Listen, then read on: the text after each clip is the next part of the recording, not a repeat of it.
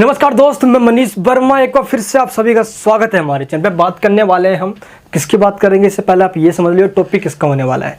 ये टॉपिक तो ऐसे एनयूएस बच्चे जो भी क्लास 12th के अंदर है, जिनके पास सब्जेक्ट है हिस्ट्री, ये आपके हिस्ट्री का 5th चैप्टर होने वाला है। अगर आप सीबीएसई के अंदर हो तो चैप्टर के नाम से पता चल रहा है ये आपका 2nd चैप्टर हिस्ट्री का होने वाला है। दोनों ही बच्चों के लिए है, तो प्लीज़ इस चैप्टर को अच्छे से समझना। मैं आपको कोशिश करता हूँ ग्राफिक्स के थ्रू और पिक्चर्स के थ्रू समझाने की, क्योंकि हिस्ट्री एक ऐसा सब्जेक्ट है जो बोरिंग आपको बहुत जल्दी कर देगा, लेकिन मैं चाहता नहीं आपको जो बोरिंग कर दे। चैप्टर में अगर हम सीबीएसई के बुक्स में देखें तो चैप्टर का नाम कुछ इस तरीके से दिया गया है, किंग्स, यानी कि राजा के बारे में, मौर्य साम्राज्य है, मौर्य एम्पायर के बारे में पढ़ेंगे। इसमें हम किंग्स, फार्मर्स एंड टाउन्स के बारे में पढ़ लेंगे। ठीक है दोस्त, तो और उनकी इकोनॉमिक्स क्या थी, उनकी जो आर्थिक स्थिति है वो क्या थी, इकोनॉमिक्स पढ़ेंगे। ठीक है, तो यहाँ पे क्लियर हो जाता है। ये सीबीएसई के अकॉर्डिंग नाम दिया गया है एंड एनयूएस की बुक के अंदर जो नाम दिया गया है फ्रॉम जनपद टू एम्पायर, यानी कि जनपद से एम्पायर तक कैसे फैलता गया ये मौर्य साम्राज्य, जिसको चंदू नामक इंसान को, कोटल्य नामक एक कह सकते हो चतुर्बुद्धि वाला इंसान ने सम्राट बना डाला। लेकिन क्या थी इसके पीछे की कहानी, आज के इस चैप्टर में जानेंगे हम। प्लीज़ चैनल पर नए हो तो सब्सक्राइब करना, अपने सभी दोस्तों को बताना इस चैप्टर के बारे में जिनको आज तक समझ में नहीं आया है। अब समझते हैं पहले इस चैप्टर के बारे में। ऐसे तो इस चैप्टर के अंदर जो हम पढ़ने वाले हैं ये टोटल कवर करेगा आपका 6th सेंचुरी BC में, यानी कि 6ठी शताब्दी ईस्वी पूर्व से लेकर 6ठी शताब्दी ईस्वी तक के पूरा इतिहास हम इस चैप्टर में जानने वाले हैं। सबसे पहले आपको ये जानना पड़ेगा कि इससे पहले जो हमने चैप्टर पढ़ा था, अगर आपने हड़प्पन सिविलाइजेशन वाले मेरी वीडियोस को देख लिया है, नहीं देखा तो रिकमेंड करूंगा जरूर देख लेना। लेकिन इस चैप्टर के अंदर देखो थोड़ा हम स्टोरी का बैकग्राउंड पे जाते हैं ताकि टॉपिक समझ में आए। ये जनपद क्या होता है भाई, जनपद, स्टेट वगैरह जो हम समझते हैं, ये मौर्य कौन थे, अशोक कौन थे, इसके बारे में जानोगे आप। सबसे पहले हम ये जानते हैं कि हड़प्पन सिविलाइजेशन जो अपने हम चैप्टर में जो डिस्कस किया था हमने, उसका जो टाइम पीरियड था वो 2600 BC से लेकर 1900 BC तक था। याद करो कब तक काल था, 2600 ईस्वी पूर्व से लेकर 1900 ईस्वी पूर्व तक का काल माना जाता है। किसका? हड़प्पा सभ्यता का। फुल दबा के हड़प्पा सभ्यता एक ऐसा सभ्यता बना जहाँ पे शहरों का विकास बहुत तेजी से हुआ, अपनी आर्ट, अपनी कल्चर, मतलब कि कह सकता हूँ कि उस समय के अकॉर्डिंग हड़प्पा सभ्यता मिस्र की और मेसोपोटामिया की सभ्यता से मतलब कि कह सकते हो कई गुना आगे थी अपने आर्ट्स में और अपने कलाओं के रूप में। क्लियर हो जाता है यहाँ पे, जिसको हम हड़प्पा सभ्यता कहते हैं, ये उसका काल था। हड़प्पा सभ्यता यानी कि 1900 में जैसे ही हड़प्पा सभ्यता का अंत हुआ, डिक्लाइन हुआ, इसका पतन हो गया था, डिसइंटीग्रेशन हुआ था। कैसे हुआ था? बाढ़ भूकंप आया था, पढ़ाया था हड़प्पा सभ्यता वाले चैप्टर में, याद होगा। इसके बाद आपका आता है कौन सा, लगभग 1900 में एंड के बाद 400 साल तक ऐसे ही हड़प्पा सभ्यता के निवासी उधर से उधर जाते रहे, मर फिर गए, सब खत्म, नष्ट हो गया। लेकिन लगभग 400 सालों के बाद है, टाइम उल्टा चल रहा है BC में दोस्त। अभी हम जैसे इस पीरियड पे आए हम, अब हम क्या है, इसके बाद स्टेज हमारा आता है कौन सा, वैदिक एज का, यानी कि वैदिक काल का। आर्यंस भारत के अंदर आ चुके थे दोस्त, ऐसा कहा गया है आर्यंस बाहर से आए हैं, लेकिन भारत के लोग मानते हैं कि आर्यंस इंडियंस ही हैं। अब दोनों ही पक्ष है भाई इसके लिए, इसको लेकर तो यार वो इंडियंस हैं या बाहर के हैं, बुक्स में दोनों ही पढ़ाया जा रहा है यहाँ पे, इसलिए आर्यंस जैसे ही आए। अब देखो यहाँ पे आपका वैदिक एज स्टार्ट हो जाता है, यानी कि हड़प्पा सभ्यता खत्म होता है तो वैदिक है, वैदिक काल आता है आपका। वैदिक काल उस काल को कहा जाता है जहाँ पे आपके चारों वेदास की रचना की गई थी। कौन से आपके 4 वेदास हैं? ऋग्वेद, यजुर्वेद, सामवेद, अथर्ववेद। ये 4 वेद ऐसे हैं जिनके अकॉर्डिंग उस समय का हमारा समाज रेगुलेट हो रहा था। क्लियर हो जाता है यहाँ पे। वैदिक काल के अंदर एग्रीकल्चर तो नहीं हुआ करता था, लेकिन पशुपालन, हस्बेंड्री हुआ करता था। लोग पशुओं को पाला करते थे, अपनी आवश्यकताओं को पूरा किया करते थे। लेकिन धीरे धीरे चल के लोगों ने एग्रीकल्चर का डेवलपमेंट कर लिया अपने आप में। टूल्स का, लोहे का प्रयोग 1100 ईस्वी पूर्व के आसपास होना स्टार्ट हो गया था। लोहे का प्रयोग से लोगों ने जंगल साफ, फॉरेस्ट को साफ कर दिया, और इससे बड़ा फायदा हुआ कि लोग जैसी पॉपुलेशन बढ़ती चली गई, जंगल साफ करते चले गए, एग्रीकल्चर का विकास हो गया। यानी कि वैदिक काल के अंदर ऋग्वेद पे पूरी बात चल रही है, ठीक है।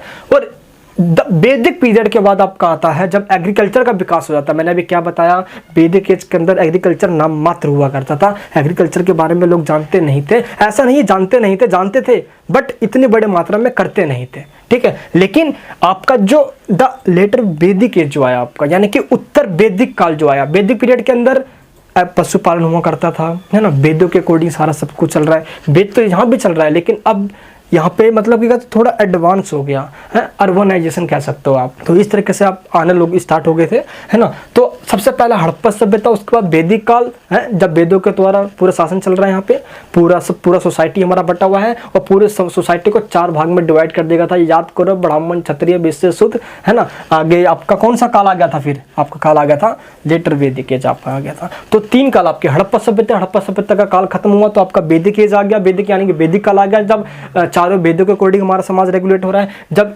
ये काल खत्म होता है तो आपका उत्तर वैदिक काल आता है। उत्तर वैदिक काल के अंदर एग्रीकल्चर की स्टार्टिंग हुई थी, इसके यानी कि वैदिक एज के अंदर एग्रीकल्चर नहीं हुआ करता था बट बहुत कम, यानी कि 1-2 इक्का तुक्का हमें निशान मिले हैं एग्रीकल्चर के, बट इतनी बड़ी मात्रा में नहीं मिला है। तो दोस्त यहाँ पे ये कल्चर हो जाता है। तो इस तरीके से जो आपका वैदिक एज है ये आपका है 1500 ईस्वी पूर्व से लेकर, यानी 1500 BC से लेकर आपका 600 BC तक। देखो 2600 से 1900 BC है आपका ये। इसके बाद 1900 के लगभग 400 साल के गैप के बाद आपका वैदिक एज स्टार्ट होता है 1500 BC से लेकर 600 BC तक। ये क्लियर हो जाता है। 600 में आकर इंसानों ने जब जाके खेती, लगभग 1000 सालों तक इंसान वेदों के अकॉर्डिंग चले जा रहा है।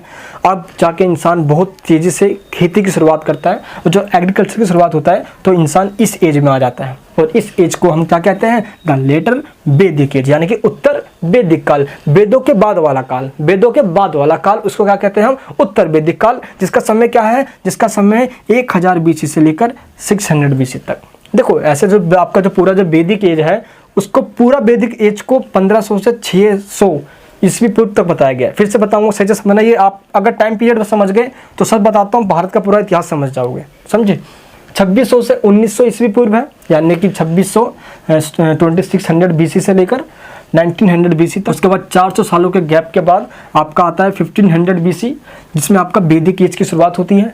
600 तक जाके पूरा आपका वैदिक एज चलता है। लेकिन वैदिक एज को भी 2 पार्ट्स में डिवाइड किया गया है। पहला आपका वैदिक एज है, जिसको हम ऋग्वेद के काल में जानते हैं। वैदिक एज में ही एक कह सकते हो एडवांस, जब एग्रीकल्चर की शुरुआत हो गई थी तो उसको ही इस काल के, इस पीरियड के बीच में निकाल दिया गया 1000 से लेकर 600 BC तक।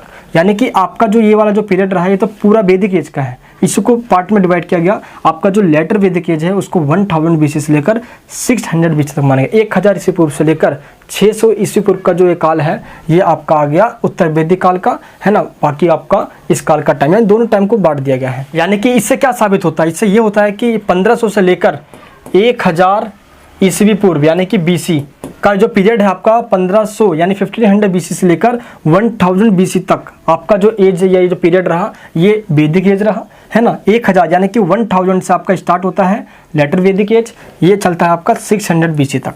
कब चलता है, 600 BC तक, जब इंसानों ने बहुत तेज़ी से खेती करना स्टार्ट किया। और द लेटर वैदिक जो आपका एज है ये आपका 600 तक BC यानी 6ठी शताब्दी ईस्वी पूर्व तक चलता है, 600 BC तक। और 600 BC में क्या होता है, इंसान जब आर्यंस वगैरह जब आ गए थे तो अब देखो जब क्या होता है, जब एग्रीकल्चर की जब शुरुआत नहीं थी तो इंसान एक जगह स्टेबल नहीं था।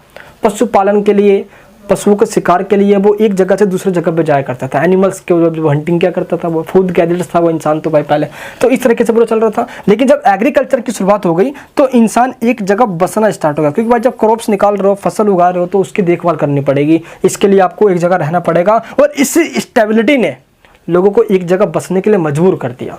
और आपका नया यानी कि दूसरा कह सकते हो आप अर्बनाइजेशन जो आपका एज है वो स्टार्ट हुआ, क्योंकि हड़प्पा सभ्यता में जो सारे शहर थे वो पहले सबसे पहले बसाए गए थे। चाहे आपका कालीबंगन हो गया, राखीगढ़ी हो गया, आपका धोलावीरा हो गया, जितने भी आपके रहे, मोहनजोदड़ो हो गया, ये सब रहे। लेकिन हड़प्पा सभ्यता के बाद जो सेकेंड अर्बनाइजेशन के रूप में जाना गया वो था आपका था महाजनपदा। कब स्टार्ट होता है, याद करो, अभी मैंने आपको क्या बताया कि 1000 BC से लेकर 600 BC तक आपका ये टाइम पीरियड चला। देखो टाइम पीरियड में आपको डीपली समझा रहा हूँ, क्योंकि ये समझ में नहीं आया तो पूरा भारत का इतिहास समझ लो, बिल्कुल समझ में नहीं आएगा। टाइम पीरियड सही से समझना। पीरियड हो जाता है हड़प्पा सभ्यता का काल, वैदिक एज का ये काल है। और मैंने आपको बता दें वैदिक एज में ही आपका 1500 से लेकर 1000 तक आपका वैदिक एज हो गया, है ना। और 1000 से लेकर आपका 600 तक आपका हो गया लेटर वैदिक एज। यहाँ पे इंसान स्टेबल हो चुका है, एग्रीकल्चर कर रहा है, और एग्रीकल्चर में जाके एक जगह वो बस रहा है। और जहाँ पे भी एक जगह वो स्टेबल हो रहा है, जहाँ पे भी इंसान बसना स्टार्ट हो रहा है, वो जगह अपने आप में बहुत बड़ा है। यानी कि लार्जर एक अपने आप एरिया होता है वो, उसी लार्जर एरिया को हम कहते हैं महाजनपद। क्या कहते हैं, महाजनपद कहते हैं। यानी कि कि लेटर वैदिक एज के बाद एक नया युग स्टार्ट हुआ। उस युग को हम किसके नाम से जानते हैं? द महाजनपद। 600 BC से लेकर 300 BC तक, यानी कि 600 ईस्वी पूर्व से लेकर 300 ईस्वी पूर्व तक ये काल चलता है आपका, जिसको हम महाजनपद के नाम से जानते हैं। महा मतलब बड़ा, जन मतलब लोग, पद मतलब बसना। क्या बताया मैंने? महा मतलब बड़ा होता है, बहुत बड़ा। मैंने आपको बताया ना अभी, जहाँ पे लोग बस गए वो अपने आप में बहुत लार्जेस्ट एरिया था वहाँ का। जैसे कौन कौन सा? दुनिया का सबसे बड़ा महाजनपद वो आपका मगध है। मगध जिसको आज हम बिहार के नाम से जानते हैं। मगध हो गया आपका, अभी हम पढ़ेंगे इन सब के बारे में। ऐसे कौन कौन सा है? कपिलवस्तु, कमल्ला हो गया, है ना, जितना भी ये चंपा हो गया, उद्दा हो गया, जितने ये सब के सब 16 महाजनपद थे आपके टोटल। उन महाजनपद के बारे में जानेंगे हम। तो दोस्त यहाँ पे वर्ड क्लियर हो जाता है। क्या वर्ड का मतलब? यहाँ पे महा मतलब बड़ा, लार्जेस्ट, है ना। जन मतलब लोग, पीपल, लोग। एंड पद मतलब बसना, स्टेबल होना, एक जगह होके वहाँ पे स्टे हो जाना, रहना, ठीक है। तो इसका मतलब ये हुआ। और जहाँ पे भी लोग रहे वो अपने आप में काफ़ी लार्ज हुआ करता था, जिसके कारण से उसको महाजनपद का नाम दिया गया। ये टोटल महाजनपद जो थे वो 16 थे, 16 थे, ठीक है। तो इस तरीके से हमारे ये चैप्टर स्टार्ट होता है महाजनपद का। मैं फिर से रिकवर करवाऊंगा। हड़प्पा सभ्यता का काल, उसके बाद वैदिक एज का काल। वैदिक एज में 1500 से लेकर 1000 तक वैदिक एज, 1000 से 600 तक आपका लेटर वैदिक एज। क्लियर होता है? अब जब 600 में आकर लेटर वैदिक एज खत्म होता है तो आपका नया आपका एक एज स्टार्ट होता है, मौर्य एम्पायर। कौन सा? महाजनपद। अब ये स्टार्टिंग में महाजनपद ऐसे नहीं बसे, ऐसे नहीं कि सारे बसते चले गए, क्योंकि मगध का सबसे बड़ा नाम आता है। जो 16 महाजनपद मैंने आपको बताया उसमें मगध ही है दोस्त, जो सबसे शक्तिशाली था। ऐसा क्यों? मगध में ऐसा क्या था या मगध बसा कैसे? देखो, सबसे पहले लोग हरियाणा के आसपास के इलाके में बड़े तेजी से रहने स्टार्ट हो गए थे। हरियाणा से भाई वो कहाँ? उत्तर प्रदेश के इस साइड में, यानी कि वेस्ट वाले पार्ट में आ गए, है ना, वेस्ट वाले पार्ट में आए। वेस्ट वाले पार्ट से वो ईस्ट वाले पार्ट में आ गए, ईस्ट वाले पार्ट से वो बिहार में आ गए। तो आज हम बिहार कह रहे हैं, पहले उसको मगध कहते थे, है ना, जिसको आज हम पटना कह रहे हैं, उसको पाटलिपुत्र कहते थे। और यही आपका मगध जो है पूरी दुनिया में अपना नाम, मतलब कह सकते हो कि अपनी शक्ति और प्रतिष्ठा के लिए पूरी दुनिया में फेमस था। यही मगध, इसके कारण दोस्तों भारत को सोने चिड़िया के नाम से जाना जाता था। क्लियर हो जाता है यहाँ पे? तो ये आपका पूरा मगध की बात रही। पूरा इतिहास रहेगा वो 16th सेंचुरी BC, 600 ईस्वी पूर्व से रहने वाला है, जहाँ पे चंद्रगुप्त मौर्य का राज हुआ करता था। सम्राट चंद्रगुप्त मौर्य महान सम्राट भारत के हुए हैं। सम्राट कौटिल्य नामक इंसान ने, भाई कौटिल्य अपनी चतुर बुद्धि से दुश्मनों को ये चिटपट कर देना कौटिल्य से इंसान से के। साम दाम दंड वेद की जो नीति है कौटिल्य की पूरी दुनिया ने अपनाया। और इस तरीके से कौटिल्य ने चंदू नामक बच्चे को पूरा सम्राट बना डाला। इसकी भी दोस्त एक अलग कहानी है। चंद्रगुप्त मौर्य ऐसे ही दोस्त एक बड़ा साम्राज्य खड़ा नहीं कर पाया था। कौटिल्य, क्योंकि पता चंद्रगुप्त मौर्य से पहले मगध जो डायनेस्टी है इसके ऊपर पूरा नंदवंश का शासन हुआ करता था। ये नंदवंश बड़े कठोर हुआ करते थे अपने आप में। क्या हुआ ना, एक बार कौटिल्य गया हुआ था उनका दरबार के अंदर समझाने के लिए कि जो आप कर रहे हो ये गलत कर रहे हो, क्योंकि बहुत नंदवंश था भाई, बहुत मतलब क्या तो तानाशाही वाला डिक्टेटर से बड़ा करता था। कौटिल्य को बड़ी मतलब कैसे तो 20 सभा में उठा के बाहर फेंक डाला और कौटिल्य की पूरी छोटी जो है पूरी शाखाएं खुल गई। वो अपना दानव भाई देखने बड़े खूंखार लगते हैं। कौटिल्य ने कह दिया मेरी शाखाएं जब तक निभा दूंगा जब तक मैं नंद वंश को पूरा उखाड़ के फेंक ना डालूं यहाँ पे। और उसी दिन से इन्होंने ये मतलब सब सोच लो, उस दिन से इन्होंने प्रण ले लिया था नंद वंश को खत्म करना है और कौटिल्य नामक इस इंसान को पूरे मगध की गद्दी पे बैठा देना है। यहाँ तक की बात नहीं बनी थी कि कौटिल्य को यह जो है मौर्य आसानी से नहीं मिल गए थे। एक बार की बात थी, कौटिल्य जा रहे थे और उस घास के में मैदान सा है मान लो भाई, वहाँ पे उसी बीच में ना कांटा मिल गया उनको और कांटा उनके पैर में चुभ गया और बड़ा दुख था यार वहाँ पे उनको। मतलब कि सोच लो कांटा चुना बड़ा दुख तो होता ही है। उन्होंने उस कांटे पे मट्ठा सुना, लस्सी जिसको कहते हैं मट्ठा, उस कांटे पे उन्होंने मट्ठा डाल दिया। अब भाई उसी समय ये वहाँ पे थे कौन? चंद्रगुप्त मौर्य, ये जिसको चंदू नाम से जानते थे। चंदू आके पूछ पड़े भाई उनसे आप क्या कर रहे हो? ये फटाफट कौटिल्य ने बताया कि इसने मुझे दुख दिया है, दर्द दिया है, मैं इसको जड़ से ख़त्म कर डालूंगा। और क्या होता है ना, मट्ठा डालते हैं तो कांटे जड़ से ख़त्म हो जाते हैं और इस तरीके से उन्होंने पूरा जड़ से ख़त्म कर डाला। जो आपके रास्ते में रोड़ा बने जड़ से हटा डालो। और यही समझाया चंद्रगुप्त मौर्य को। और चंद्रगुप्त मौर्य के रूप में ही कौटिल्य को एक ऐसा इंसान मिल गया जो थोड़ा यशस्वी था और लगता था कि इनको नहीं बहुत कुछ कर सकता है भाई। और उसी समय चंद्रगुप्त मौर्य ने उनके मतलब पाँव पे झुका और बोला कि नहीं आप तो हो, मतलब ये हो वो हो। और इस तरीके से मतलब कि बहुत इंटरेस्टिंग स्टोरी यार इसकी। और इस तरीके से कौटिल्य ने चंद्रगुप्त मौर्य को पूरे मगध एम्पायर का एक सम्राट बना डाला, नंद वंश को जड़ से खत्म कर डाला और पूरे मगध पे चंद्रगुप्त मौर्य का राज हुआ। क्लियर हो जाता है। चंद्रगुप्त मौर्य के बाद मौर्य साम्राज्य, मौर्य एम्पायर के सबसे महान शासक अशोकावन ने धर्म की रचना करी। वो धर्म को ही फॉलो क्या करते थे अशोक। इनके मरने के 50 सालों के अंदर ही अंदर पूरा मौर्य एम्पायर ही खत्म हो गया। यानी कह सकते हो कि चंद्रगुप्त मौर्य और अशोक ये दोनों एक ग्रेट लीडर हुए है मगध एम्पायर के, यानी कि मौर्य साम्राज्य के। ये क्लियर हो जाता है आपका टॉपिक। ये टोटल भी हमें इंट्रोडक्शन पढ़ रहे हैं कि चैप्टर पढ़ने के वाले हैं, टॉपिक को डीपली समझाऊंगा, समझते रहना। ये क्लियर हो जाता है। अब देखो आपका ये जो आप पूरा मौर्य एम्पायर है पूरा एग्रीकल्चर के लिए फेमस था यार, क्योंकि एग्रीकल्चर हुआ, लोग एक जगह बसने स्टार्ट हो गए। और एग्रीकल्चर में सबसे बड़ा योगदान किसका रहा, चलिए दोस्तों यहाँ पे सबसे पहले जानते हैं। देखो यहाँ पे आपको दिख सकता है टॉपिक का है आयरन टूल्स एंड प्लोस्पेयर। क्या हुआ था ना दोस्त, आयरन के टूल्स लोहे के औजार बनाने स्टार्ट हो। दोस्तों प्लोस्पेयर क्या होता है, प्लोस्पेयर देखो यहाँ पे आप दिखाता हूँ। देखो ये होता है प्लोस्पेयर, आपका एक हल टाइप में होता है। ये देखो ये होता है प्लोस्पेयर। ये इसकी खोज यानी कि लोगों ने इसको बनाना स्टार्ट कर दिया। जब लोहे की भाई खोज हो गई है तो प्लोस्पेयर के रूप में ये बन गए। इससे क्या हो दोस्तों, खेती में काफ़ी हेल्प मिलती, वो खेती में भी हेल्प मिलती और इस तरीके से जंगलों को साफ करने में है ना। Forest cover and cultivate the hard soil of this area, यानी कि जो आपका हार्ड सोइल था पूरा उसको मतलब देखो कैसे ये कर रहे हैं, यहाँ पे खोदा खादी कर रहे हैं। इस तरीके से खोद के ये मिट्टी को पूरा बराबर कर दिया करते थे, जिससे काफ़ी हेल्प मिला करती थी। तो इसमें प्लोस्पेयर का काफ़ी योगदान रहा, काफ़ी कंट्रीब्यूशन रहा इनका। तो आयरन की खोज नहीं, आपका जो कल्टिवेशन जो आपका एग्रीकल्चर है उसको स्प्रेड किया, उसको बढ़ाया। क्लियर हो जाता है यहाँ पे। चलिए अब हम ये समझते हैं कि आपका ये जो है ये एग्रीकल्चर की बात ये कैसे बढ़ी। क्योंकि एग्रीकल्चर ना होता तो लोग स्टेबल नहीं होते, लोग स्टेबल नहीं होते तो महाजनपद नहीं बनता मेरे दोस्त। यहीं से बात निकल कर आती है कि कैसे हमें एविडेंस के रूप में कुछ मिलता भी है। देखो सबसे पहले क्या है, अराउंड लगभग 500 BC has been found from Jakhera. देखो यहाँ पे एक जगह का नाम दिया है जखेरा। अब भाई ये जखेरा कहाँ पे, ये जखेरा जो है वो एटा आपने नाम सुना होगा, जो कि डिस्ट्रिक्ट है कहाँ पे, वेस्टर्न यूपी के अंदर, यानी कि पूर्वी यूपी के अंदर एक डिस्ट्रिक्ट है एटा, ठीक है। वहाँ पे जगह है जखेरा। वहाँ से भाई ये हमें प्लोस्पेयर मिले। क्या मिले वहाँ से हमें, ये प्लोस्पेयर जो है ना, ये जैसे ये हल चला रहा है भाई ये बंदा, ये मिले हमें वहाँ से हैं, जिससे हमें अनुमान लगाते हैं हम कि हाँ भाई एग्रीकल्चर के टूल्स तो बन गए थे। क्योंकि ऐसा ही हमें और भी जगह से मिले हैं, जैसे राजघाट हो गया आपका है ना, कौशाम्बी हो गया, वैशाली हो गया, सोनपुर हो गया, यहाँ से भी एविडेंस मिले एग्रीकल्चर के टूल्स के, जिससे ये पता चलता है कि यहाँ के लोग एग्रीकल्चर बहुत बड़ी मात्रा में किया करते थे। इसके बाद आता है द बुद्धिस्ट टेक्स्ट, यानी कि इस समय जैन धर्म और बौद्ध धर्म का भी उदय हुआ था। अभी तो हमने देख लिया जनपद के बारे में देखा हमने, और इसी समय आपका जो लेटर वैदिक एज है, जो आपका 600 BC की बात कर रहे हैं ना हम, इसी समय आपका जैनिज्म और बुद्धिज्म जो आपका रिलीजन है इनका भी राइज हुआ था। अभी बात करेंगे हम, तो इनके अकॉर्डिंग जो जैसे जैनिज्म के अपने टेक्स्ट होंगे है ना, और बुद्धिज्म के अपने टेक्स्ट होंगे, तो इनके टेक्स्ट में भी बताया गया है कि इस समय के लोग पैडी मतलब धान की खेती क्या करते थे, शुगर केन भाई गन्ने की खेती क्या करते थे, मस्टर्ड, यानी कि वो कह सकते हो कि खेती के लिए भाई मतलब ज्वार बाजरा हो गया, धान हो गया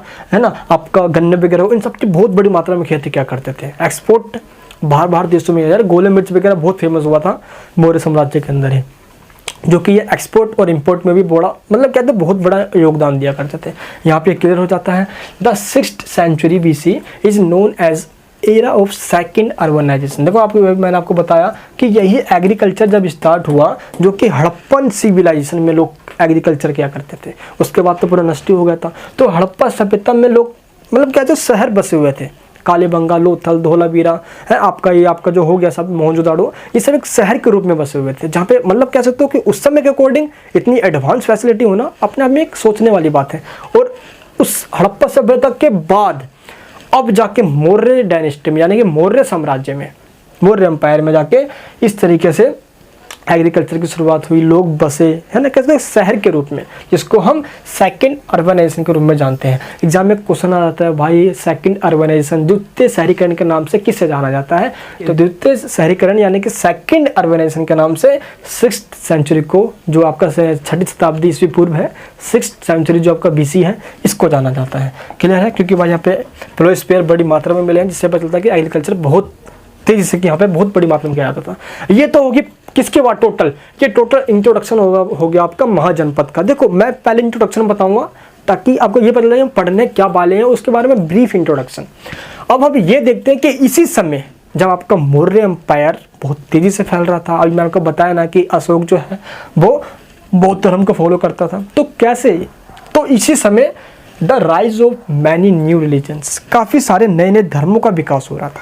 इन्हीं में सबसे बड़े दो धर्म हैं आपके बुद्धिज़्म और जैनिज़्म। और अचानक इनका विकास नहीं हुआ मेरे दोस्त। देखो यहाँ पे हमने ये पढ़ा कि बहुत तेज़ी से एग्रीकल्चर का विकास हुआ है, बढ़ई कटई दोस्त यहाँ पे कह सकते हो कि व्यापार बहुत तेज़ी से हो रहा था। भाई जब इतने सारे जब उत्पादन हो रहा है तो भाई एक्सपोर्ट तो होगा ही, जाहिर सी बात है यार।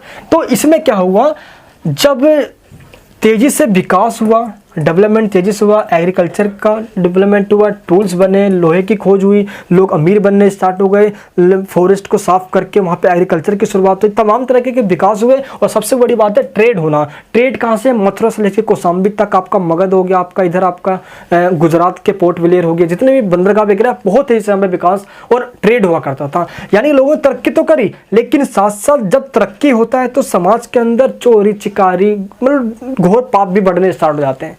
और इसी के साथ जब घोर पाप बढ़ने स्टार्ट हुए, हिंसा वॉयलेंस बढ़ने स्टार्ट हुए, तो लोगों को लगा कि नहीं, अब समाज में शांति भी आना चाहिए। तो इसी बीच दो रिलीजन आए। दो रिलीजन कौन से रहे आपके, बुद्धिज्म और जैनिज्म। इन्होंने यही बात कहना स्टार्ट कर दिया कि सोसाइटी के अंदर, समाज के अंदर नॉन वॉयलेंस होना चाहिए, हिंसा नहीं होना चाहिए मेरे दोस्त। और इस तरह की बात लोगों को अच्छी लगने लग गई और लोगों ने जैनिज्म और बुद्धिज्म को फॉलो करना स्टार्ट कर दिया। और इसी वजह से दो धर्म निकल कर आए, दुनिया के तमाम देशों के अंदर फैले भी, बात करेंगे इसकी हम। और भारत का एक प्रमुख धर्म बन के निकल गए, वो थे आपके बौद्ध धर्म, यानी कि बौद्ध धर्म एंड जैन धर्म, बुद्धिज्म और जैनिज्म। समझ में आया, बौद्ध धर्म जैन धर्म का उदय मेन किस कारण से हुआ, क्योंकि ब्राह्मणों का दबदबा वैदिक काल से चला आ रहा था। ब्राह्मण से लोगों को पागल बनाया करते थे। बौद्ध धर्म ने कहना, जैन धर्म ने कहना स्टार्ट कर दिया, अंधविश्वास में विश्वास करना छोड़ो, है ना, बौद्ध धर्म अपनाओ और शांति का मार्ग अपनाओ। काफ़ी सारी इनकी शिक्षाएं थी जो लोगों को पसंद आई। चलिए बात करते हैं कि ऐसी कौन कौन सी शिक्षाएं थी। इससे पहले हम ये समझेंगे कि जिसके बारे में हम यहाँ पे जान रहे हैं, जैसे कि अभी हमने देखा कि बौद्ध धर्म जैन धर्म का उदय हुआ, इसके पीछे समाज में जो बुराइयां थी उनका मेन कारण था, ब्राह्मणों का दबदबा था उनका मेन कारण था, है ना। तो इस तरीके से बौद्ध धर्म जैन धर्म अपनी शिक्षा, अपनी टीचिंग्स को लोगों में स्प्रेड किया, फैलाना स्टार्ट किया, लोगों को अच्छा लगा, लोगों ने अपनाना स्टार्ट किया और बौद्ध धर्म जैन धर्म को राइज हो गया। क्लियर है, ये देखा हमने। उसके बाद हमने यहाँ पे देखा मौर्य एम्पायर के बारे में। तो इन सभी के बारे में हमें पता कहाँ से चल रहा है, यानी कि sources for reconstructing ancient Indian history, भारतीय इतिहास यानी कि भारत के प्राचीन इतिहास के पुनर्निर्माण के साधन कौन कौन से हैं। चलिए दोस्त अब इसकी चर्चा करते हैं हम। दो साधन होते हैं बेसिकली ऐसे, एक लिटरेरी होता है, लिटरेरी मतलब क्या होता है एंड नॉन लिटरेरी मतलब क्या होता है, इसकी बात करेंगे हम। सबसे पहले लिटरेरी की बात। लिटरेरी मतलब कि पुस्तक वगैरह जो बुक्स के रूप में हमारे पास अवेलेबल होती है। अब भाई ऐसे बुक्स में क्या क्या होता है हमारे पास, जैसे कि वैदिक लिटरेचर, अभी देखा था हमने वैदिक लिटरेचर, यज्ञवेद, कौन कौन से वेद है हमारे, ऋग्वेद, यजुर्वेद, सामवेद, अथर्ववेद, ये चारों वेद ही हैं भाई जो हमें प्राचीन इतिहास के बारे में पूरा खोल के बता देते हैं। तो हमारे वैदिक लिटरेचर हो गए, पुराण हो गए, एपिक्स, एपिक्स मतलब आपका महाकाव्य हो गया, रामायण हो गया, महाभारत हो गया, है ना, पुराण हो गए, वायु पुराण, गरुड़ पुराण, अग्नि पुराण, तो ये सब पुराणित तो है यार, है। जब हम इतिहास के बारे में बताते हैं तो प्राचीन इतिहास के बारे में वैदिक लिटरेचर, पुराण, एपिक्स यानी कि महाकाव्य, महाभारत, रामायण हो गया। जैन और बौद्ध धर्म के जो भी लिटरेचर हैं, जो उनके ग्रंथ है, भी आगे चर्चा करेंगे इनके बारे में, कौन कौन से उनके ग्रंथ हैं। तो जो जैनिज्म और बुद्धिज्म के जो भी उनके लिटरेचर है, उनसे हमें बहुत इतिहास के बारे में जानने को मिलता है। 6th सेंचुरी जो BC है, इसके बारे में हमें जानना मतलब बहुत हेल्प मिलती है इन सभी चीज़ों से। एंड नेक्स्ट है आपका संगम लिटरेचर, संगम साहित्य, जो हमें साउथ इंडियन के बारे में बताता है। आपका तमिलनाडु तमिलकम जो है आपके, इन सभी के इतिहास के बारे में बताता है।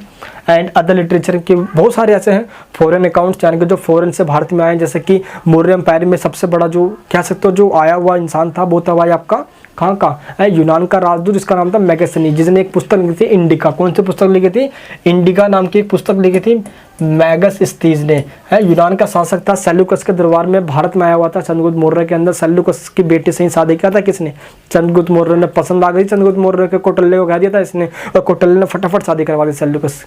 समझ में आया दोस्त। तो इस तरीके से बहुत इतिहास इंटरेस्टिंग होता है, आप इन चीज़ों को समझ सकते हैं यहाँ पे। तो पहला आपका टोटल क्या हुआ यहाँ पे, ये क्लियर है आपका, ये यहाँ पे ये टॉपिक हो गया आपका लिटरेरी सोर्सेज, बुक्स के रूप में जो अवेलेबल है। अब जो बुक्स के रूप में नहीं है, जिसको हम क्या कहते हैं, आर्कियोलॉजिकल। अब इसमें क्या होता है, जिसमें आपके कोइंस वगैरह आते हैं ना, आपके इंस्क्रिप्शंस आ गए, वहाँ पे कोइंस वगैरह आ गए, है ना, माउंटेन्स हो गए, एग्जीक्यूशन, जो हमें जो एग्जीक्यूशन मतलब क्या होता है, जो खुदाई में जो हमें चीज़ें मिलती है, अवशेष वगैरह जो मिलता है वो हो गया आपके, है ना, एंड एक्सप्लोरेशन। मैंने क्या सकते जो लोग उस समय यूज़ क्या करते थे, सिंपल बात बताऊँ मैं, तो उस समय जो लोग यूज़ क्या करते थे, चाहे वो उनके द्वारा खाने के लिए, पकाने के लिए जो यूज़ किया जाता था, उन सब में जानकारी मिलती है ना, मोहरे अभिलेख वगैरह, इनसे जानकारी मिलती है। तो यहाँ पे क्लियर हो जाता है यहाँ पे। तो लिटरेरी में आपके सारे पुस्तक एंड बुक्स को छोड़ के, ये पुस्तक धार्मिक ग्रंथि होते हैं बेसिकली उस समय तो यार, एंड अब इनको छोड़ दे हम, तो यहाँ पे कॉइन्स वगैरह जो यहाँ पे यूज क्या करते थे, जैसे यहाँ पे देख सकते हो इंपॉर्टेंस ऑफ आर्कियोलॉजिकल सोर्सेज। जैसे देखो आर्कियोलॉजिकल में काफ़ी चीज़ है यहाँ पे,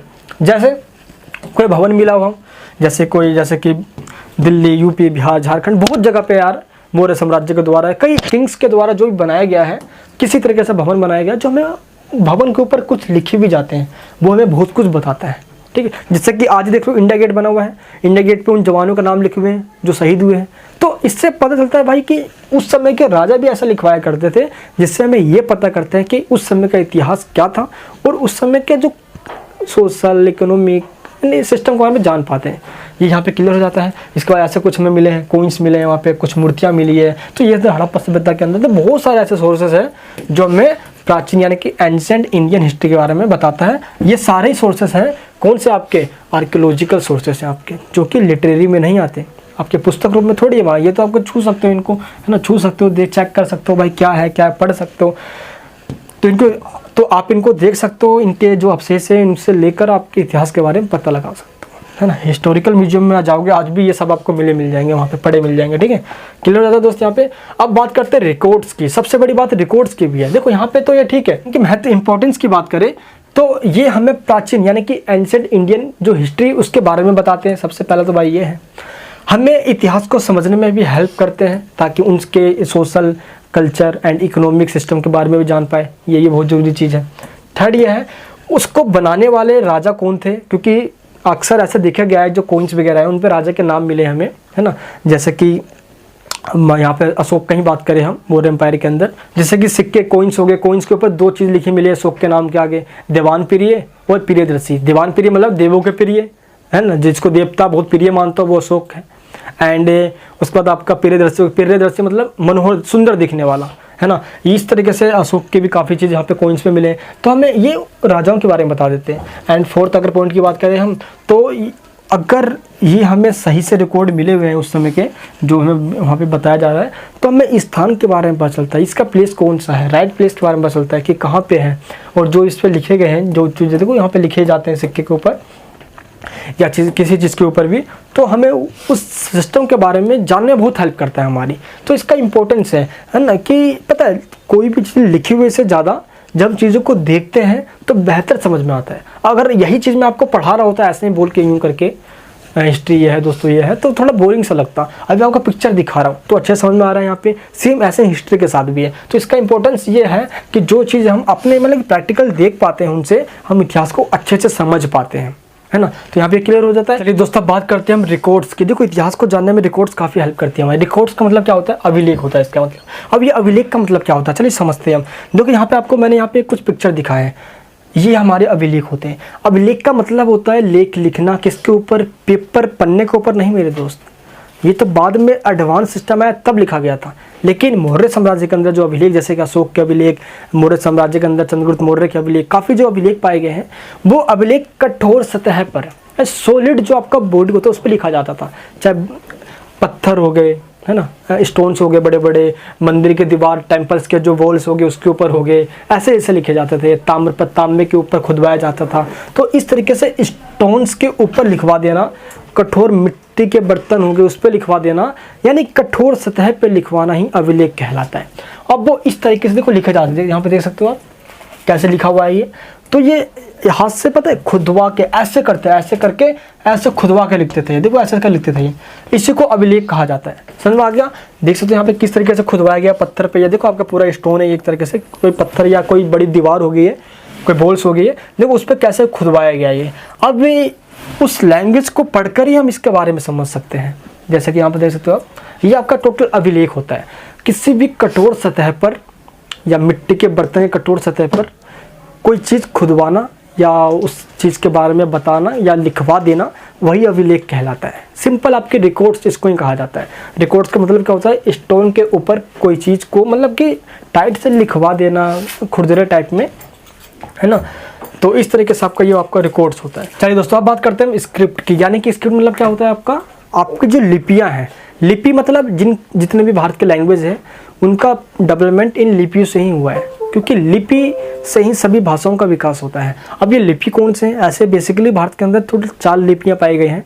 पहली ब्राह्मी लिपि है, दूसरी खरोष्टी लिपि है, अरामाइक लिपि और यूनानी लिपि। लेकिन 2 लिपि है जो सबसे मेन है। सबसे मेन तो आपका ऐसे भारत के लिए तो भाई आपका ब्राह्मी लिपि है।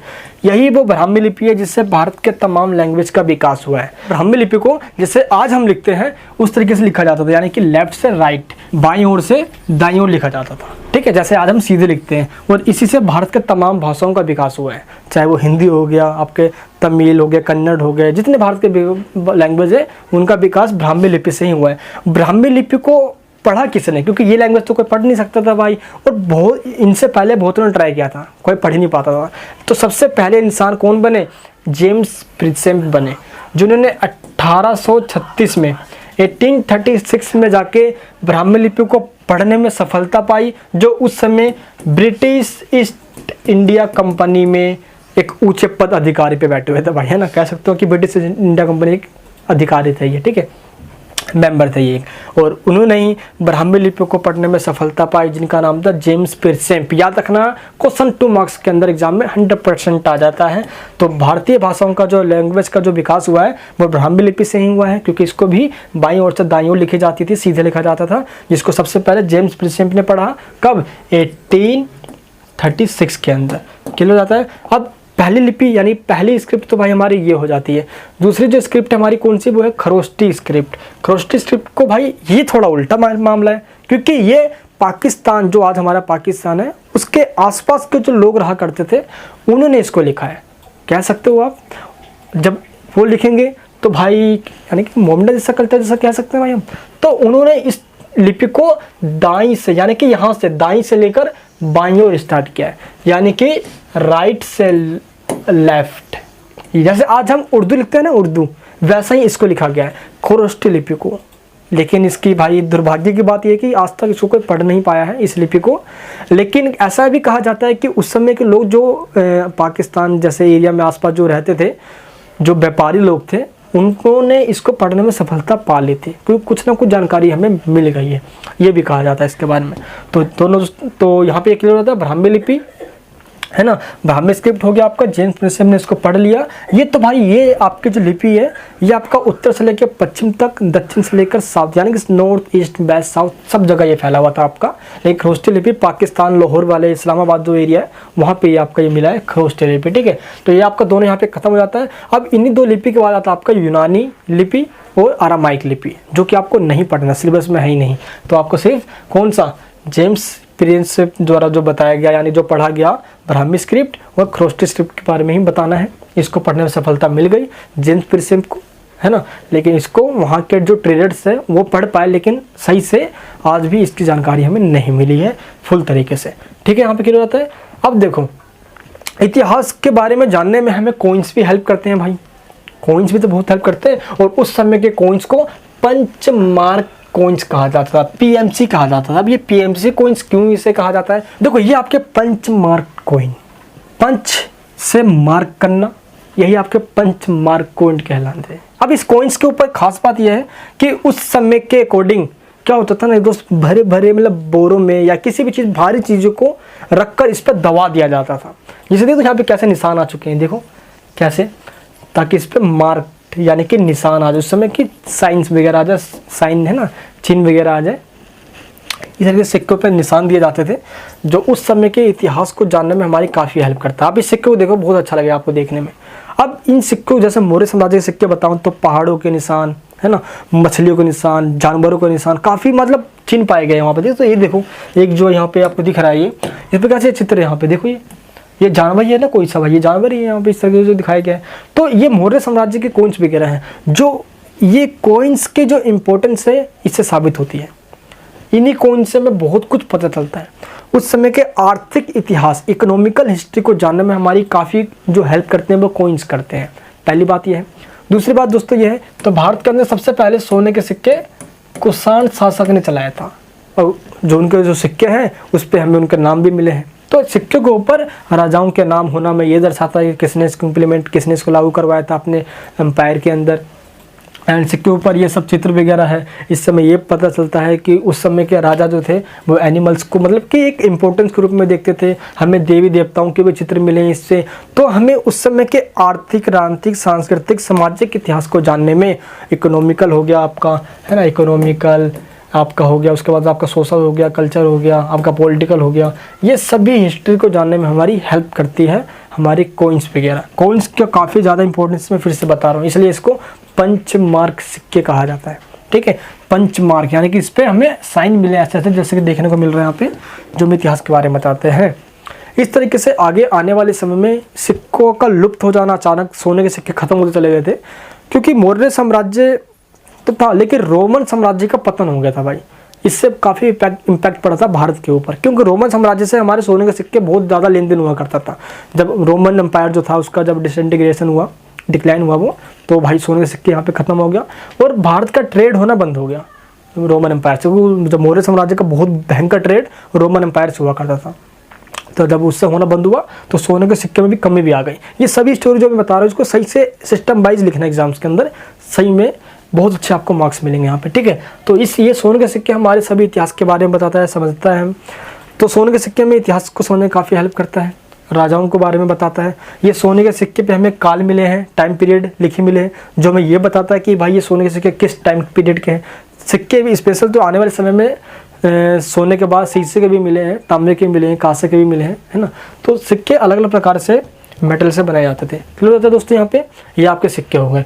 अब हम आ जाते हैं अपने उसी वाले पॉइंट पे जिस पे हम थे, किस पे, the emergence of new religions. अभी हमने बात किया महाजनपद की, फिर हमने बात किया था रिलीजन्स की, फिर हमने ये जानने लग गए थे कि हम इतिहास को जानते कैसे हैं, वो सोर्सेस कौन कौन से हैं, वो जो हमने सब यहाँ पे कंप्लीट कर लिया है। अब हम जानते हैं the emergence of new religions. बाकी इतिहास को जानने के लिए अंडरस्टैंडिंग इंडियन हिस्ट्री नाम से मेरी एक वीडियो आ चुकी है, मैं आपको रिकमेंड करूँगा, आपको उसको ज़रूर देख लेना, क्योंकि भारत के इतिहास को पढ़ रहा हूँ।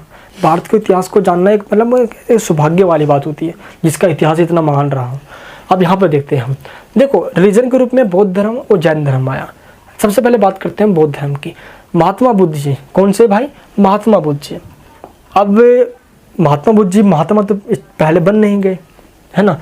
सिद्धार्थ गौतम इनका नाम हुआ करता था। क्या नाम, सिद्धार्थ गौतम इनका नाम हुआ करता था। 2600 साल पहले की हम पूरी बात करने वाले, जो आज बात करेंगे यहाँ पे हम। ठीक है, चलिए समझते हैं। सबसे पहले क्या भाई, 566 BC यानी 566 BC में, 566 ईस्वी पूर्व में इनका जन्म हुआ था। कहाँ पे, लुम्बिनी, नेपाल में, है ना। ताग बस्ती भाई एक वो है पहाड़ों के नीचे भाई एक जगह है, वहाँ पे कौन सा, लुम्बिनी नामक स्थान है, वहाँ पे गौतम बुद्ध जी का जन्म हुआ था। ठीक है, क्या होता है, सिद्धार्थ गौतम का जन्म हुआ था। फर्स्ट सेरेमन यानी कि जब उनका वहाँ पे जन्म हुआ, पले बड़े, आपको पता होगा यार कि जैसे इनका जन्म हुआ मतलब 12 साल की एज में ही, जब मतलब कि बुद्धि में मैच्योरिटी आ गई थी बहुत अच्छी यार। आगे चल के इन्होंने अपना घर, अपनी महल को त्याग करके बाहर निकले। एक बार ऐसा कहा भी गया था भाई, ये घूमने गए हुए थे जहाँ पे इन्होंने 3 लोगों को देखा, एक बीमार इंसान को देखा, एक बूढ़े इंसान को देखा, है ना, बूढ़े मतलब बुजुर्ग को देखा, और एक सब डेड बॉडी को देखा। इन तीनों को देखने के बाद इन्होंने संन्यास जीवन अपनाना पसंद किया, और इस तरीके से इन्होंने अपना एक सिद्धांत दे दिया, जो प्राप्त है वो पर्याप्त है ना। और आगे चल के महात्मा बुद्ध जी ने 29 साल के एज में अपने घर को त्याग दिया और बोध गया में जाके पीपल के पेड़ के नीचे बैठे और वहाँ पे ज्ञान की प्राप्ति करे। बोध गया में यानी कि बोध गया में ज्ञान की प्राप्ति हुई, जिसके नाम से हम बुद्ध भगवान कहते हैं। इनको क्या कहते हैं, महात्मा बुद्ध जी कहते हैं। तो ज्ञान की प्राप्ति इनको अपने मरने के लगभग 49वें दिन हुई, और इस तरीके से ज्ञान की प्राप्ति हुई इनको, और ये महात्मा कहलाए। ठीक है दोस्त यहाँ पे। और लेकिन जब इनके जीवन की ही बात करें तो इन्होंने अपना सबसे पहला जो कैसे उनको उपासना देना, यानी कैसे भाषण देना, सबसे पहला जो सेरेमनी इन्होंने दिया था वो कहाँ, सरनाथ में दिया था, है ना। सरनाथ क्या है, ये वाराणसी के पास है, जिसको हम किसके नाम से जानते हैं, जो इन्होंने सबसे पहला अपना कैसे तो एक स्पीच के रूप में देना, भाषण के रूप में देना, सेरेमनी यहाँ पे जो इन्होंने दिया था उसको हम धर्म चक्र परिवर्तन के नाम से जानते हैं। किसका नाम जानते हैं? धर्म चक्र परिवर्तन। क्वेश्चन आता है एग्जाम के अंदर, धर्म चक्र परिवर्तन से आप क्या समझते हो? तो आप ये बताओगे कि महात्मा बुद्ध जी ने वाराणसी के पास सारनाथ के अंदर सबसे पहला अपना उपदेशना या भाषण दिया था, स्पीच दिया था, कुछ भी ले सकते हो आप, है ना। उसी को हम क्या कहते हैं? धर्म चक्र परिवर्तन, turning of wheel of the law, यानी कि विधि के कानून जो है, कानून के पहिए का घूमना, ये बताता है हमें, है ना। धर्म चक्र परिवर्तन का मतलब क्या है? कानून के पहिए का घूमना, ये हमें बताता है यहाँ पे। और इस तरीके से इसका मतलब ये होता है द एज ऑफ 80, यानी कि 80 साल के एज में 486 में, यानी कि 486 को याद करते हो 386 से, 386 मोमडन में भाई बहुत अच्छा नंबर माना गया है। तो 386 से आप 486 को कन्वर्ट, यानी कि इस तरीके से आप जोड़कर याद करो यहाँ पे, ताकि आप ये नंबर को याद कर पाओ, है ना। क्योंकि नंबर भाई हिस्ट्री में याद करना बहुत बड़ी बात होती है, इंसान भूल जाते हैं। तो नंबर याद करने, कोई चीज़ को किसी के डेट ऑफ बर्थ से, अपनी डेट ऑफ बर्थ से, किसी भी इंसान की, ताकि वो याद रह सके, है ना। तो 566 आपका भाई इनका जन्मदिन है ना, इस बीसी में, यानी कि तो 566 बीसी में इनका जन्म हुआ लुम्बिनी में, है ना। 486 में 486 बीसी में इनका डेथ हो गया, है ना, यानी कि भाई कह लो यानी मोक्ष की प्राप्ति हो गई, है ना। और इसके बाद कहाँ पे? एट कुशीनारा में। कुशीनारा को भाई आज हम कुशीनगर भी के नाम से भी जानते हैं, जो कि कहाँ पे है? गोरखपुर के पास है। कहाँ पे? यूपी के ईस्ट के पार्ट में, यानी कि ईस्टर्न यूपी के अंदर, है ना, पूर्वी उत्तर प्रदेश में, ठीक है। अब इन्होंने क्या कहा ना कि दुनिया में सुख प्राप्ति के लिए ना सबसे नीचे का और ना ही सबसे ऊपर का, बीच का रास्ता अपनाओ, जिसको मध्यम मार्ग का नाम से जानते हैं। किसका नाम जानते हैं हम? मध्यम मार्ग के नाम से जानते हैं, द मिडल पाथ के नाम से जानते हैं। अब ये मिडल पाथ है क्या इनका, है ना, बीच का रास्ता इनका है क्या? मध्यम मार्ग कौन सा मार्ग है या क्या कह रहे हैं ये? इससे पहले हम ये जानते हैं इनका जो मेन टीचिंग्स है बुद्धिज्म का, वो क्या है, जिसके कारण से लोगों ने इसको अपनाया। और आपको पता होगा कि जैन धर्म के मुकाबले बौद्ध धर्म बहुत तेज़ी से फैला। आपका पूरा तिब्बत बौद्ध धर्म है, वियतनाम हो गया, इंडोनेशिया हो गया, काफ़ी कंट्रीज़ के अंदर आपका बौद्ध धर्म मिलेगा। भारत तो गढ़ है बौद्ध धर्म का, कोई दिक्कत नहीं। चलिए आप समझते हैं पहले हम कि बौद्ध धर्म की जो मेन टीचिंग्स है वो क्या क्या है। देखो, बौद्ध धर्म का जो चैप्टर सीबीएसई के अंदर, वो चैप्टर नंबर 4 है। आप अभी सीबीएसई के अंदर हो तो सीबीएसई वाले चैप्टर नंबर 4 में मैं आपको बौद्ध धर्म के बारे में पढ़ाऊंगा, उसमें भी, यानी कि जैनिज्म और बुद्धिज्म के बारे में हम डीपली चर्चा करेंगे। लेकिन इस चैप्टर के अंदर भी थोड़ा पढ़ना जरूरी है, क्योंकि हमें बौद्ध धर्म के से ही मौर्य साम्राज्य के इतिहास को समझने में बहुत हेल्प मिलती है। अशोक के बारे में पता चलता है, क्योंकि काफ़ी इनको फैलाने में बहुत हेल्प करती मौर्य साम्राज्य के काल में अशोक ने भी तमाम देशों में अपने उपदेशक, यानी तमाम देशों के अंदर अपने अधिकारियों को भेजे थे बौद्ध धर्म को फैलाने के लिए, है ना। इस तरीके से ये हो जाता है। तो मेन जो टीचिंग्स है वो क्या है? देखो, सबसे पहले 4 नोबल ट्रूथ, इन्होंने 4 सच्चाई बताई, जिसको हम आर्य सत्य के नाम से जानते हैं। सबसे पहला शिक्षा क्या है इनका? इन्होंने 4 सत्य के बारे में बताया, जिसको आर्य सत्य कहते हैं हम। सबसे पहला क्या है? सफरिंग। इसका मतलब क्या होता है कि दुनिया में जितने भी इंसान हैं सबके सब दुख से सफरिंग है, सबके सब दुख से पीड़ित है, सबकी ज़िंदगी में कोई ना कोई दुख है। किसी को बच्चों को लेकर, किसी को वाइफ को लेकर, किसी को गर्लफ्रेंड लेकर, बॉयफ्रेंड को लेकर, किसी को ये कभी वो, यानी दुख तो है ही यार, बहुत दुख है आपको, मिलेगा आपको। अब इन्होंने ये कहा कि दुख तो है, पहले पॉइंट में ये कहा। 4 सत्य का मतलब क्या है? 4 बातें ऐसे। 4 बातें कौन से? पहला में कौन सा बात है? पहला दुख है पूरी दुनिया में, हाँ दुख तो है, सबसे दिख रहा है आपको। दूसरी बात क्या है? दुख समुदाय, दैट इज, जिसका मतलब क्या आपका? Every suffering has a cause, यानी कि सभी दुख का एक कारण है। कारण है भाई, है अभी मैंने आपको बताया ना, जो भी मैं आपको गिनवाया, तो सबका दुख का एक कारण होता है। उस कारण को ही पता लगाओ और उसको सोल्व करो, दुख अपने आप सोल्व हो जाएगा। समझे दोस्त यहाँ पे? इसीलिए 4 आर्य सत्य में दुख है, दिखता भी है, सभी दुखों का एक कारण भी है। सेकंड पॉइंट के अंदर ये बताया इन्होंने।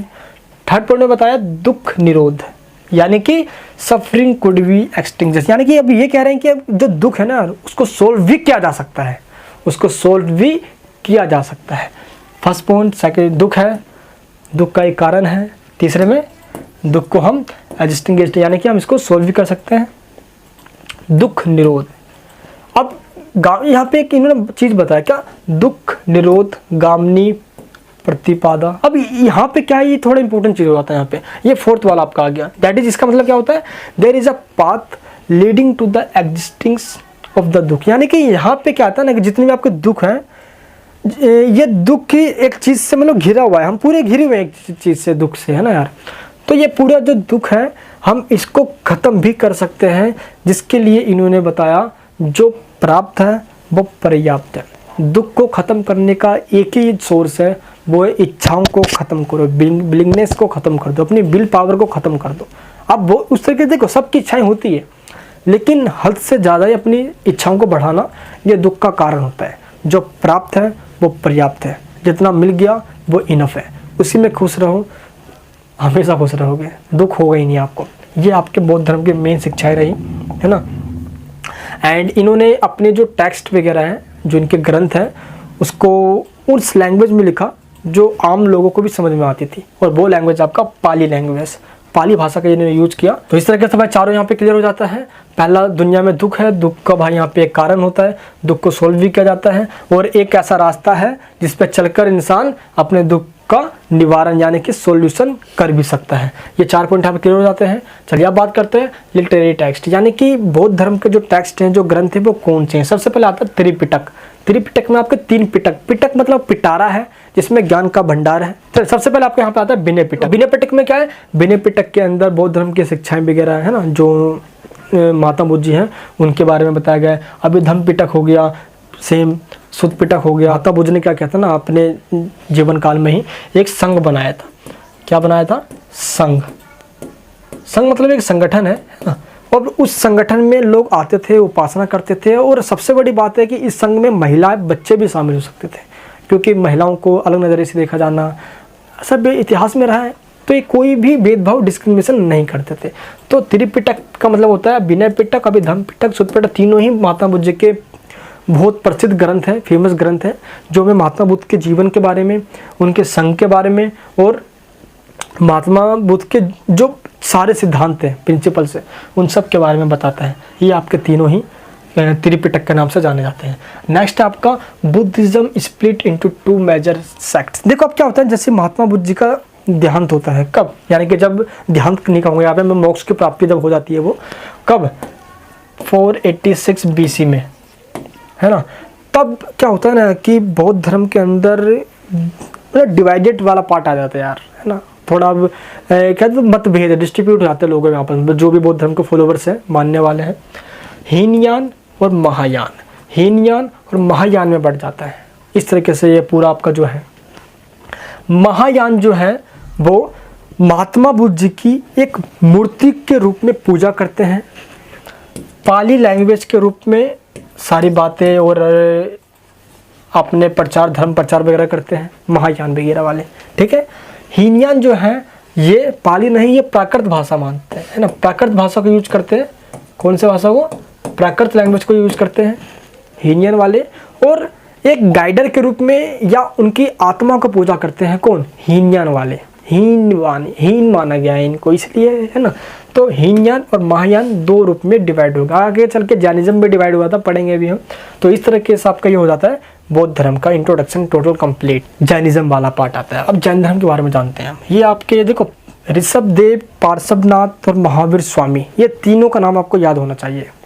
महावीर स्वामी, देखो टोटल जैन धर्म के अंदर 24 तीर्थंकर हुए, 24 तीर्थंकर हुए।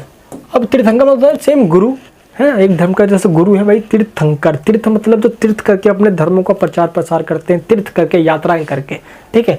यानी कि ये आपके महावीर स्वामी। जैन धर्म के जो सबसे पहले 24 में जो सबसे पहले हैं वो ऋषभदेव हैं। पहला याद रखना, 24वें का नाम आपको याद हो गया, कौन से? महावीर स्वामी जी। एंड जो इनसे महावीर स्वामी से जो पहले यानी कि जो 23वें हैं वो है आपके पार्श्वनाथ, पार्श्वनाथ, ठीक है। ये हो गया आपके 23वें। और इस तरीके से आपके महावीर स्वामी जी हुए वो बौद्ध धर्म के बाद, यानी कि जो जैन धर्म यानी कि जो जैनिज्म यानी जो जैन धर्म है, इसमें सबसे प्रसिद्ध जो आपके तीर्थंकर हुए वो महावीर स्वामी हुए, जिन्होंने जैन धर्म को बहुत तेज़ी से फैलाया, बढ़ाया, और लोगों को मतलब कि जो इनकी शिक्षाएं हैं उससे लोग हुए यार, और लोग इसमें जुड़ने स्टार्ट हुए। विशेषकर ये व्यापारिक वर्गों में काफ़ी फेमस हुए, है ना, और जैन धर्म को लोगों ने अपनाया। 599 BC में इनका जन्म हुआ था। 599 में, 600 से पहले आता है 599, इस तरीके से आप याद रख सकते हो। 599 में इनका जन्म हुआ था। कहाँ पे? वैशाली में, जो कि बिहार में है। तो बड़ी बात क्या है, इन्होंने दो चीज़ों पे बल दिया। किस पे? द प्यूरिफिकेशन ऑफ सोल, आत्मा की शुद्धि पे बल दिया। इंसान जन्म और मरण का जो है ना ये झंझट, इससे छुटकारा मिल जाए उसको, इससे सबसे पहले इसकी बात करी। दूसरी बात क्या है? अटेनमेंट ऑफ निर्वाण, यानी कि दूसरा इन्होंने क्या? निर्वाण प्राप्ति की बात करी। निर्वाण मतलब होता है मोक्ष की प्राप्ति करना। किसकी प्राप्ति करना? मोक्ष की प्राप्ति करना, दुनिया के सभी दुखों से दूर हो जाना, है ना। और इस तरीके से इंसान मतलब कि ऐसा था कि आत्मा का परमात्मा से मिलन हो जाना। दो तरीके पे ये बात करते हैं, विच मीन्स फ्रीडम। इन्होंने अब सभी लोगों की स्वतंत्रता पे बात करी। किससे? बर्थ और डेथ से। यानी कि इसका मतलब क्या होता है? इस लाइन का मतलब इंसान को फ्रीडम मिल जाए बर्थ और डेथ से, जन्म और यानी कि जन्म और मरण से मुक्ति मिलना ही आपका purification of soul and attainment of nirvana कहलाता है। क्लियर हो जाता है आपका? चलिए, ये आपके हो गए भाई कौन से? वर्धमान महावीर स्वामी जी। इनका नाम हुआ करता था वर्धमान महावीर, इनका नाम हुआ करता था, और अपने ही शिक्षाओं की वजह से ये महावीर स्वामी कहलाए। ठीक है, चलिए बात करते हैं इनका जो इनके टेक्स्ट है, जिनसे हमें इनके बारे में पता चलता है, जो इनकी शिक्षाएं हैं उसके बारे में जानते हैं। जो इनके जो मेन टीचिंग्स है वो क्या है, ये अब हमें पता चलेगा। मेन जो इनकी टीचिंग्स है, सबसे पहले इनका जो टेक्स्ट है वो आपका त्रिरत्न है। क्या है? त्रिरत्न। त्रि मतलब तीन, त्रि मतलब तीन, रत्न मतलब इम्पोर्टेंस। काफ़ी सारे जो यानी जो सबसे इम्पोर्टेंट जो इनकी बात है वो तीन तरीके से बताई गई है। ये है सबसे पहला आपका कौन सा आता है? राइट फेथ, यानी कि उचित विश्वास आपका होना चाहिए। किसी भी चीज़ में विश्वास करो तो अच्छे से करो, उचित, कोई शंका मन में नहीं होनी चाहिए, कोई डाउट नहीं होना चाहिए। दूसरा क्या है भाई? राइट नॉलेज, कोई भी ज्ञान लो, सही ज्ञान लो, अज्ञानता आपको बर्बाद कर देगी, ज्ञान उचित होना चाहिए। राइट कंडक्ट, आपका जो व्यवहार है वो कंडक्ट जो है, आपका जो व्यवहार है, बिहेवियर जो है वो बिल्कुल ठीक होना चाहिए। अब व्यवहार को ठीक करने के लिए इन्होंने 5 सिद्धांत दिए। चोरी ना करना, खून खराबा यानी कि वॉयलेंस ना करना, है झूठ ना बोलना, ब्रह्मचर्य जीवन का पालन करना। ब्रह्मचर्य मतलब शादीशुदा ना करना भाई, बंदी ना बटाना। ठीक है। 5वां क्या था? संपत्ति अर्जित ना करना, है ना, यानी कि जो प्रॉपर्टी है उसको ज़्यादा बड़ी प्रॉपर्टी ना बना लेना। तो इस तरीके से ये 5 जो इनके प्रिंसिपल्स रहे, ये आपको बताते हैं कि आपका जो कंडक्ट, जो आपका व्यवहार है वो बिल्कुल अच्छा है। चोरी चिकारी ना करना, झूठ ना बोलना है, खून खराबा ना करना, संपत्ति अर्जित ना करना, ब्रह्मचर्य जीवन का पालन करना, सब ये रहो यार। सबको ब्रह्मचर्य बनाना चाहते थे ये, यही मेन कारण है, यही मेन कारण है। इतने कठोर डिसिप्लिन के साथ रहना कोई इंसान कैसे रह सकता है? इसलिए जैनिज्म बहुत कम और बौद्धिज्म बहुत तेजी से बढ़ा। इसका मेन रीज़न है, आपको मैं फिर से बता देता हूँ। ठीक है दोस्तों, तो इनका जो है ना, यहाँ पे बहुत डिसिप्लिन बहुत ज़्यादा था इनमें, है ना, ये तरह जैन धर्म वालों में, इसलिए थोड़ा ये कम फैला। लेकिन जो इनके सिद्धांत थे उस समय लोगों को काफ़ी पसंद भी आया। मेन जो इनका फीचर रहा, इन्होंने इस कंसेप्ट पे बहुत ज़्यादा एम्फसाइज यानी बल दिया। किस पे? अनेकतनवदा, यानी कि अनेकतनवदा पे एंड स्यादवदा पे। अनेकतनवदा और स्यादवदा दोनों का मतलब एक ही होता है, क्या? वेरियस एंगल्स, यानी कि जो सच्चाई है ना, जो सत्य है, सत्य मतलब सच्चाई जो है, ट्रुथ जो है, उसको अलग अलग नज़रिए से देखा जा सकता है। उससे काफ़ी सारे एंगल्स होते हैं, बस उसको देखने का नज़रिया ठीक होना चाहिए। अभी कभी कभार क्या होता है ना कि आप सच हो लेकिन आप अपने बातों को उस तरीके से रख नहीं पाते हो ताकि लोग आपको सच माने, इसलिए आप फंस जाते हो उस बीच में और आपको लोग झूठ मानने लग जाते हैं। तो काफ़ी बार ऐसा होता है और यही चीज़ें लोगों को पसंद आई लोगों को, और जैन धर्म तेज़ी से फैलना स्टार्ट हुआ। ठीक है दोस्तों, इस तरीके से ये हुआ। चलिए यहाँ पे हम बात करते हैं कुछ ऐसे और बात। देखो ये है भाई, आगे चल के आपके जैन धर्म की बात आती है। देखो यहाँ पे का ये एक्सट्रीम फॉर्म ऑफ ओपिनियंस, यानी कि ये काफ़ी एक्सट्रीमिस्ट चीज़ को इन्होंने यूज़ किया, जिसके डिसिप्लिन बहुत तगड़ा था यहाँ पे, है ना। स्ट्रिक्ट नॉन वॉयलेंस, प्राकृतिक लैंग्वेज का इन्होंने यूज किया, जो कि आम लोगों की भाषा नहीं हो करते, पाली भाषा जो थी वो आम लोगों की थी। तो इस तरीके से इन्हीं चीज़ों के वजह से जैन धर्म ज़्यादा तेज़ी से नहीं फैल पाया एज कम्पेयर करें हम बौद्ध धर्म से। तो ठीक है, यहाँ पे क्लियर हो जाता है। और इस तरीके से बात रही जैन धर्म और बौद्ध धर्म की। आगे चल के जैसे बौद्ध धर्म 2 पार्ट में बट गया था, हीनयान और महायान, सेम उसी तरीके से जैन धर्म भी 2 पार्ट्स में बट गया था। सबसे पहले दिगंबर और श्वेतांबर। अब देखो दिगंबर श्वेतांबर में बट जाना। देखो दिगंबर का मतलब क्या होता है? जो नग्न रहते हैं, यानी कि जो निर्वस्त्र रहते हैं। देखो इस तरीके से बिना कपड़े के जो रहते हैं, आज भी देखा होगा काफ़ी जैन धर्म के अंदर, तो जो बिना कपड़े के ही है ना, यानी कि हु रिमेन नेक्ड, यानी कि जो बिना निर्वस्त्र के रहते थे, वो आपके दिगंबर हो गए। एंड श्वेतांबर आपके हो गए जो सफ़ेद वस्त्र पहनते थे, है ना, जो देखा होगा धोती टाइप में, जैसे महात्मा गांधी पहनते थे सफ़ेद कलर की, वैसे सफ़ेद धोती पहना करते थे, वो आपके हो गए श्वेतांबर। श्वेत मतलब सफ़ेद, है ना। हु बियर वाइट क्लोथ, जो कि सफ़ेद कपड़े यानी कि सफ़ेद धोती टाइप में पहनते, वही आपके श्वेतांबर हो गए। तो दिगंबर और श्वेतांबर में आगे चल के ये भी बट गया था दो पार्ट में। जैसे ही मतभेद होने स्टार्ट हो गए थे महावीर स्वामी के मरने, जैसे महावीर स्वामी की देहांत हुआ तो उसके बाद ये हो गया था। तो हमने ब्रीफ रूप में जाना महाजनपद के बारे में, बौद्ध धर्म और जैन धर्म के बारे में। टॉपिक का अभी तक हम सिर्फ और सिर्फ इंट्रोडक्शन ही कर रहे हैं, है ना। ठीक है दोस्तों, सभी चीज़ें हमने यहाँ पे समझ लिया। अब हम आ जाते फिर से अपने उसी पार्ट के ऊपर, द महाजनपद के ऊपर। ये आपका पूरा डायनेस्टी रहा मौर्य एम्पायर का, है ना। और ये आपका पूरा मौर्य एम्पायर जो है, ये टोटल जो आपका है, ये पूरा आपका कहाँ है, बिहार, जिसको हम मगध के नाम से जानते हैं। किसके नाम से, मगध के नाम से जानते हैं।